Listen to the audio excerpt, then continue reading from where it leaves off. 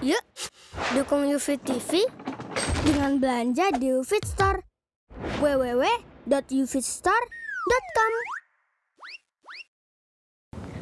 Assalamualaikum warahmatullahi wabarakatuh. Saudaraku yang dirahmati oleh Allah Subhanahu wa taala. Kita berada di 10 hari terakhir di bulan suci Ramadan. Dan yang paling mengerti bagaimana mengisi hari-hari ini adalah Rasulullah sallallahu alaihi wasallam. Aisyah radhiyallahu taala anha mengatakan, "Kana Nabi sallallahu alaihi wasallam idza dakhala al-ashru shadda mizarahu wa ahya lailahu wa aiqadha ahlahu." Nabi kita sallallahu alaihi wasallam jika memasuki 10 hari terakhir di bulan suci Ramadan, beliau kencangkan tali ikat pinggang beliau. Beliau hidupkan malam-malamnya dan beliau bangunkan keluarga beliau. Saudaraku yang dirahmati oleh Allah Subhanahu wa taala, ahya lailahu. Nabi sallallahu alaihi wasallam menghidupkan malam-malamnya. Apa yang dimaksud menghidupkan malam-malamnya? Pendapat yang paling kuat di dalam masalah ini, sebagaimana pernyataan Aisyah dalam riwayat yang lain, ma'a'lamuhu qama lailatan hatta sabah. Aku tidak pernah melihat Rasulullah SAW qiyamul lail dan beribadah tanpa tidur sampai di pagi hari. Artinya, beliau beristirahat, beliau tidur, namun dengan durasi yang sangat singkat. Beliau hanya tidur sebentar. Mayoritas detik, menit, dan jam di waktu malam beliau habiskan untuk beribadah kepada Allah Subhanahu wa taala. Oleh karena itu dikatakan ahya lailahu, beliau hidupkan malam-malam di 10 hari terakhir ini. Saudaraku yang dirahmati oleh Allah Subhanahu wa taala, bagaimana dengan kita? Marilah kita hidupkan malam-malam di 10 malam terakhir ini. Usahakan kita tidur hanya beberapa jam saja. Aisyah tidak menjelaskan. Oleh karena itu, Nabi bisa tidur setengah jam, Nabi bisa tidur 1 jam, atau Nabi bisa tidur 1,5 jam, tapi yang jelas mayoritas waktu di malam hari beliau habiskan untuk beribadah kepada Allah Subhanahu wa taala. Lalu pertanyaan besarnya, ibadah apa yang hendaknya kita tekankan di 10 malam terakhir ini? Saudaraku yang dirahmati oleh Allah Subhanahu wa taala, kita bisa menghidupkan malam dengan beberapa ibadah yang sangat direkomendasikan, yang sangat presisius. Yang pertama, jangan lupa menjaga salat 5 waktu. Karena bagaimana kita mau mendapatkan Lailatul Qadar kalau kita nggak salat maghrib, kalau kita tidak salat isya? Maka jaga salat 5 waktu. Jaga salat maghrib kita, jaga salat isya kita, dan jaga salat subuh kita. Khususnya salat isya dan subuh, pastikan kita kerjakan secara berjamaah. Nabi kita SAW bersabda dalam hadis Muslim, "Man shallal isya'a fi jama'ah faka'annama qama nisfal lail." Barang siapa yang mengerjakan salat isya berjamaah, maka ia seperti mengerjakan qiyamul lail setengah malam. Dan barang siapa yang mengerjakan salat subuh berjamaah, maka dia seakan-akan mengerjakan qiyamul lail sepanjang malam. Apa maknanya? Maknanya, di samping kita mendapatkan pahala salat isya berjamaah sebagai salat wajib, dan mendapatkan pahala salat subuh berjamaah sebagai salat wajib, kita mendapatkan bonus. Kita mendapatkan bonus. Salat isya berjamaah, bonusnya seperti qiyamul lail selama setengah malam, dan sholat subuh berjamaah bonusnya seperti mengerjakan qiyamul lail setengah malam yang kedua. Jadi kalau kita mengerjakan sholat isya berjamaah ditambah sholat subuh berjamaah, bonusnya di samping mendapatkan pahala sholat wajib, kita mendapatkan pahala qiyamul lail sepanjang malam, sebagaimana yang ditegaskan dalam riwayat Tirmidzi dan riwayat Abu Daud. Saudaraku yang dirahmati oleh Allah Subhanahu wa taala, oleh karena itu perlu kita ketahui, Al-Imam Syafi'i mengatakan, barang siapa yang mengerjakan salat isya berjamaah dan salat subuh berjamaah, dipastikan dia mendapatkan dia mendapatkan Lailatul Qadar. Bagaimana tidak mendapatkan Lailatul Qadar sedangkan bonusnya salat lail semalam suntuk? Dipastikan dia mendapatkan pahala atau dia mendapatkan malam Lailatul Qadar. Sa'id bin Musayyib mengatakan barang siapa yang mengerjakan sholat isya berjamaah, dia sudah masuk ke zona aman Lailatul Qadar, pasti dia dapat. Apalagi kalau disempurnakan dengan sholat subuh berjamaah. Oleh karena itu jaga baik-baik, karena banyak kaum muslimin yang meremehkan sholat isya berjamaah.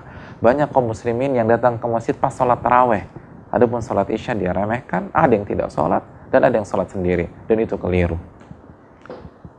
Itu poin yang pertama, ibadah yang pertama. Ibadah yang kedua, setelah kita menjaga sholat maghrib, sholat isya, dan sholat subuh berjamaah, yang kedua, jaga taraweh kita di 10 malam terakhir ini.